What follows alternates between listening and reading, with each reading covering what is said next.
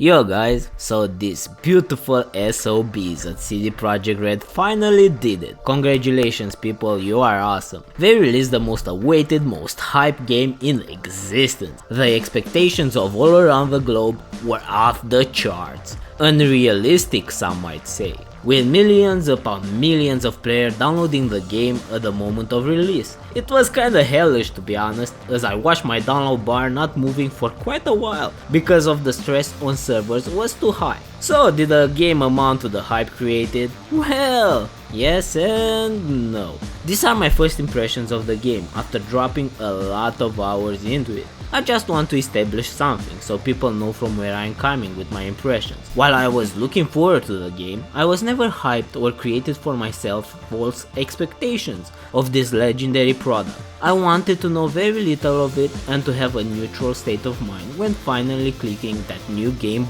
button. So with that out of the way, let's continue.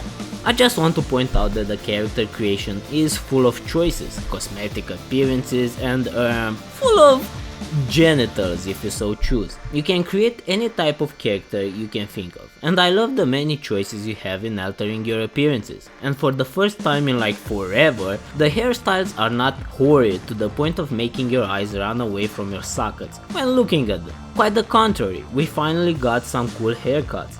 There is one thing I would have really liked for them to add, a button to give you a vanity cam so you can look at your character when you want and not only in mirrors. After I spent around an hour creating my artistic representation of an unrealistic self, I got really few moments when I actually saw my creation while playing, and that kinda sucks. As we all know by now, the game is played from a first person perspective, and let me tell you, this is immersive. The animations and scenes that you'll come across are at a master level. Every scene is carefully and masterfully crafted. I only felt pleasure playing through the story cutscenes. The world is big. At first I was thinking it will not be big, but I was wrong. The world expands not only in horizontal vastity, but it has a lot of verticality as well. And oh boy, there is a lot to do. You have side quests, side activities, gigs, walking around, driving around. You have so many points of interest that, to be frank, I kinda got overwhelmed at the vastity of icons on my map.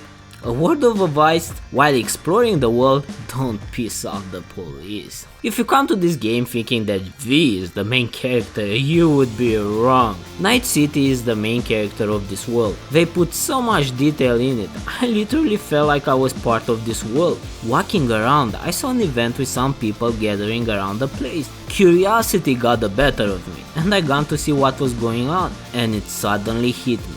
I was part of the crowd. I was watching from the sidelines what was happening. I was part of the world at that moment. And that is something that cannot truly be described with words, but you kinda needed to be there to understand. So yeah, what they created, that hard work, many hours, passion and everything else they put into the game, it paid off. The world is amazing. So how about the quests in this game? Let's start with the side activities. These are not truly quests in my opinion, they are more like go there, kill that, move on. An example of this are police requests to clear sectors of crime. You go there, neutralize the target, and that is it. The gigs on the other hand are quite cool. These are what I would say the real side quests of the game, where you meet some really unique characters. Some of the quests are serious, they touch on subjects like racism, religion and other heavy subjects that plague our society's mind every day, and some are painfully hilarious. As an example, I was cruising around town and I met a dude that had this crotch malfunctioning. I decided to help a brother in pain, basically just drive him to a Reaper dock, and the conversation in the car was funny but also kinda painful. So yeah, side quests are really diverse with different topics and attitudes, so to speak. You can meet a lot of unique and colorful characters. I really recommend dabbling in them and not forsake them for the main quest. Talking about the main quests, oh yeah, this is what makes or breaks a game for me. And how should I put this? It didn't break the game at all. The main story and quests in this game are well done. They are gripping, and when you start, you kinda cannot stop. I really love the dialogue. The writing is simply amazing, it's really good, stands out like a Christmas tree during the holidays. When your tasting buds of the mind starts hearing the dialogue and reading the subtitles, it creates a feeling of ecstasy and a feeling of, oh, this is good. The writers did a hell of a job with the story. I'll not go too much in detail with it so you can enjoy it for yourself, but to sum it up a little, the story is smart, funny, sarcastic, ironic, mature, sometimes childish. It has everything you want from it.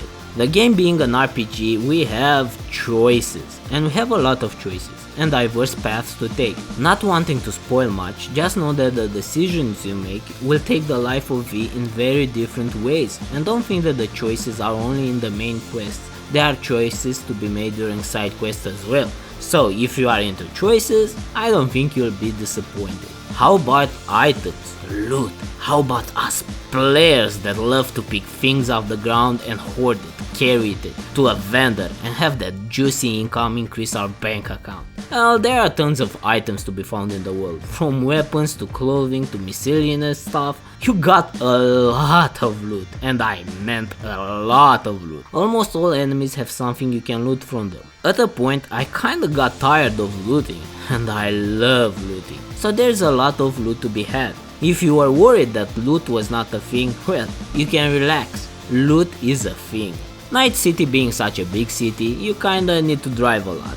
So, how is the driving? Well, I have really mixed feelings about it. To be brutally honest, it doesn't feel too good. It's kinda awkward to control. If you hold the button to steer, it turns too fast, and if you just tap it, it turns too slow. And braking is kinda laughable actually. When you brake, the car keeps going and it keeps sliding. It feels like you brake at 300 kilometers an hour instead of 50. I'm not a fan of the driving in this game. The combat. Let's start with the shooting. The shooting is solid.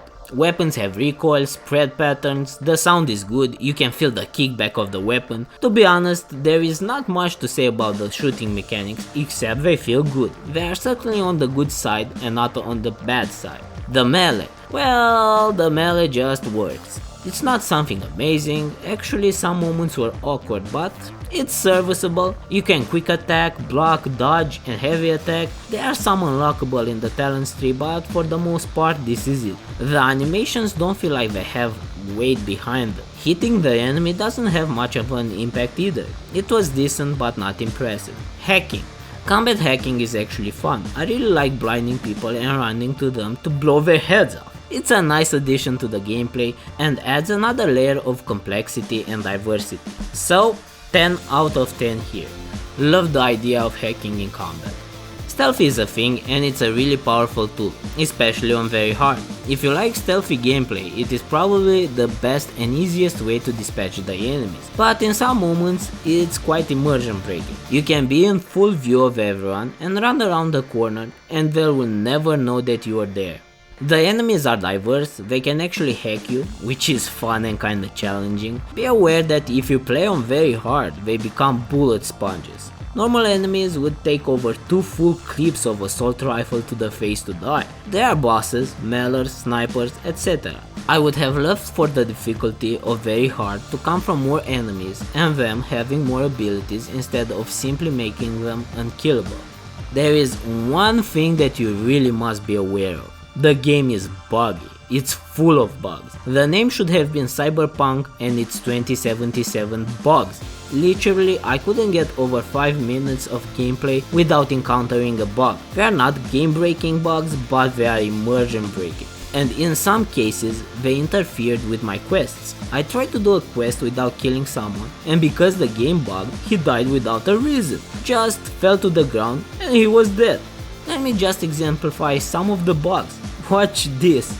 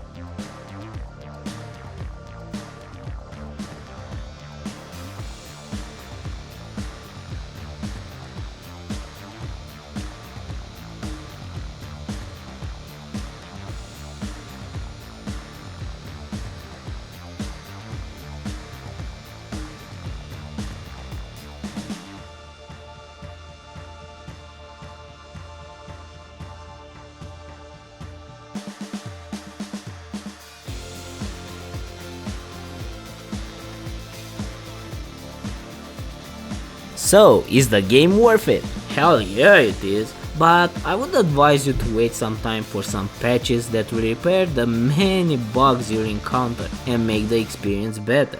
Anyway, these are my 2 cents on the game. Wish you all smooth sailing with the game and stay safe.